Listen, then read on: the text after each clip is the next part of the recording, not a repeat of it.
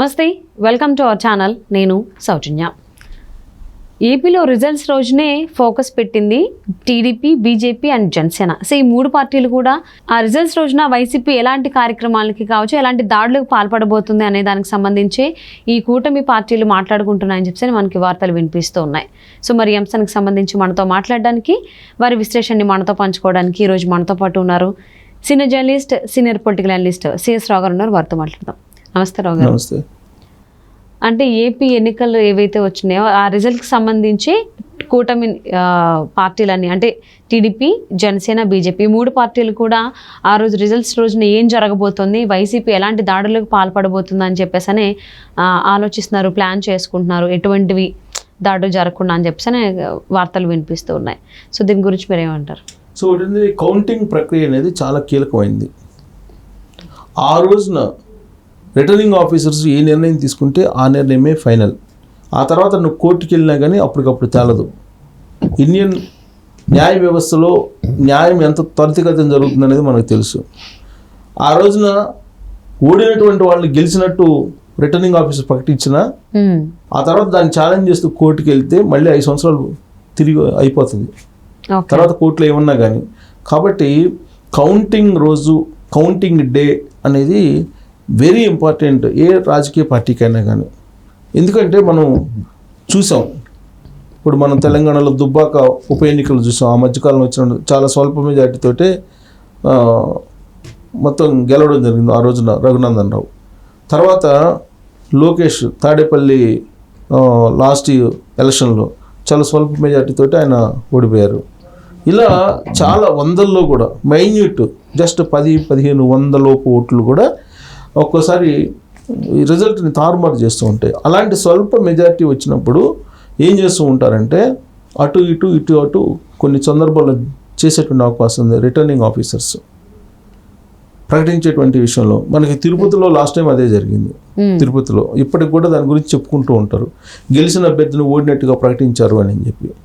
దాని మీద ఆమె ఛాలెంజ్ కూడా చేయలేదనుకో, సరే అదేదో అండర్స్టాండింగ్ జరిగిందని అంటుంటారు. సో ఇలా కౌంటింగ్ రోజు అనేది చాలా ఇంపార్టెంట్. పైగా ఈసారి పోస్టల్ బ్యాలెట్లో అనేవి చాలా ఇంపార్టెంట్. పోస్టల్ బ్యాలెట్ని సహజంగా ఫస్ట్ కౌంట్ చేస్తారు.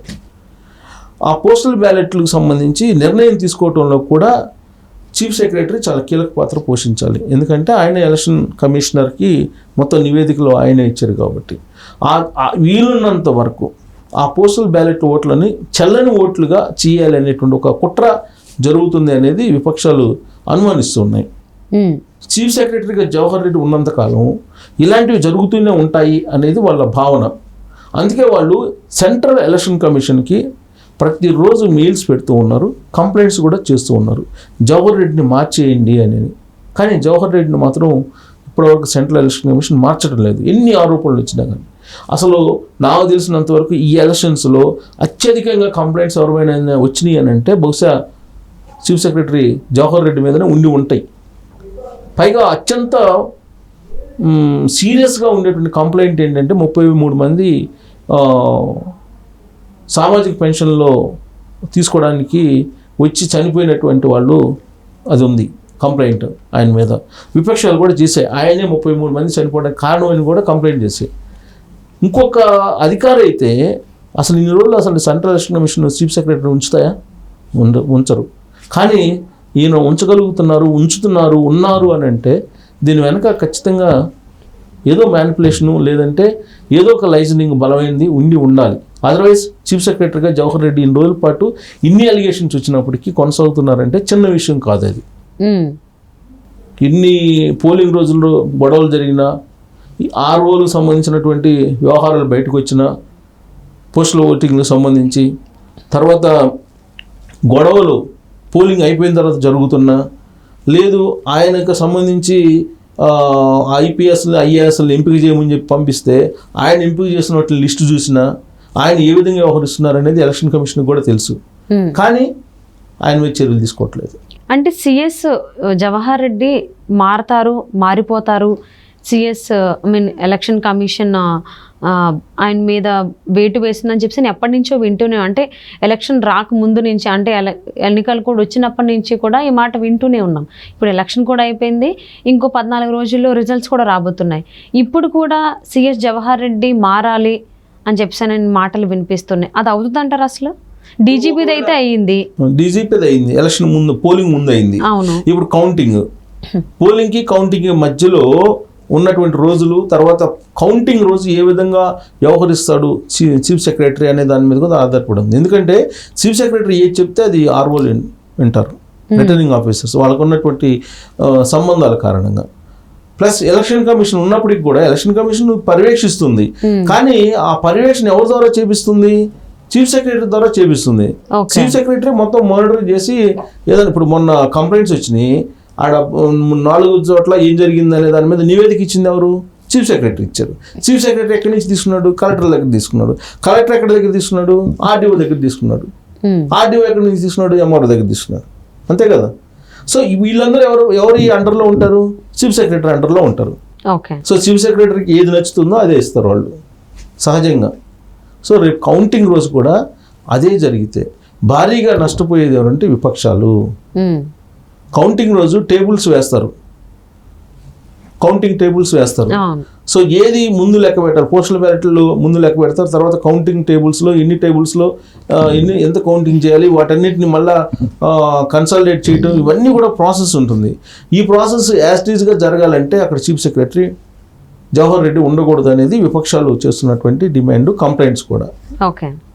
సో ఆయనే కనుక కొనసాగితే రేపు రాబోయేటువంటి కౌంటింగ్ రోజున చిన్న చిన్న విషయాలకు కూడా వైఎస్ఆర్ కాంగ్రెస్ పార్టీ వైపు మొగ్గు చూపేటువంటి అవకాశం ఉంది.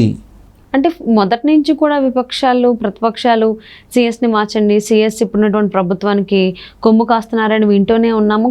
వాళ్ళు కంప్లైంట్స్ ఇస్తూనే ఉన్నారు కదా ఎలక్షన్ కమిషన్కి, అయినా ఎటువంటి చర్యలు తీసుకోలేదు సిఎస్. తీసుకోలేదంటే దానికి వెనక ఖచ్చితంగా బలమైనటువంటి నెట్వర్క్ ఏదో ఉండాలిగా ఢిల్లీలో. అవును. అండ్ పోలింగ్ రోజు కూడా ఎలాంటి హింసాత్మక ఘటనలు జరిగాయో చూసి, ఇప్పటికీ పోలింగ్ అయిపోయిన తర్వాత కూడా ఎలాంటివి హింసాత్మక ఘటనలు జరిగాయో చూస్తున్నాం. ఈవెన్ కరెక్ట్గా రిజల్ట్స్ రోజున ఇంకెక్కువ జరిగేటువంటి అవకాశం ఉందని కూడా వార్తలు వినిపిస్తున్నాయి. మరి ఈ సిచ్యువేషన్లో ఎలక్షన్ కమిషన్ సిఎస్ని మార్చేటువంటి అవకాశం ఎక్కువ ఉంది అనుకోవచ్చా? మళ్ళీ ఇలాంటి మారుతుంది అని ఇలే మాటలు వింటున్నాం. ఒకవేళ మార్చకపోతే హింసాత్మక ఎన్నికలు జరుగుతాయి అని చెప్పి పోలింగ్ ముందు చాలా ప్రచారం జరిగింది. అవును, అదే జరిగింది. అవును, మిశ్రా కూడా నివేదిక ఇచ్చారు, అదే జరిగింది. దాన్ని కంట్రోల్ చేయడానికి పోలింగ్ అయిపోయిన తర్వాత 3 రోజులు పట్టింది.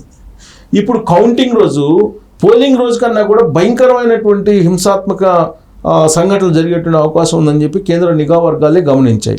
గమనించి 22 పారామిలిటరీ దళాలను పంపిస్తూ ఉన్నాయి. ఒకవేళ చీఫ్ సెక్రటరీ ఇతనే కొనసాగితే రాబోయేటువంటి కౌంటింగ్ రోజు 22 పారామిలిటరీ దళాలను పెంచుకున్న 30 పెట్టుకున్న జరిగేటువంటి అవకాశం ఉంది. హింసాత్మకమైనటువంటి సంఘటనలు జరగడానికి అవకాశం ఉంటుంది. ఎందుకనంటే అక్కడ ఈయన చీఫ్ సెక్రటరీగా ఉన్నంతకాలం కూడా అక్కడ వైఎస్ఆర్ కాంగ్రెస్ పార్టీకి సంబంధించి గ్రౌండ్ లెవెల్లో అధికారులు నిష్పక్షపాతంగా వ్యవహరించే అవకాశం లేదు అనేది విపక్షాల యొక్క భావన. చాలా రోజుల నుంచి కూడా సిఎస్ జవహర్ రెడ్డి మారాలి అని చెప్పని ప్రతిపక్ష ఎలక్షన్ కమిషన్కి కంప్లైంట్ చేస్తూనే ఉన్నాయి.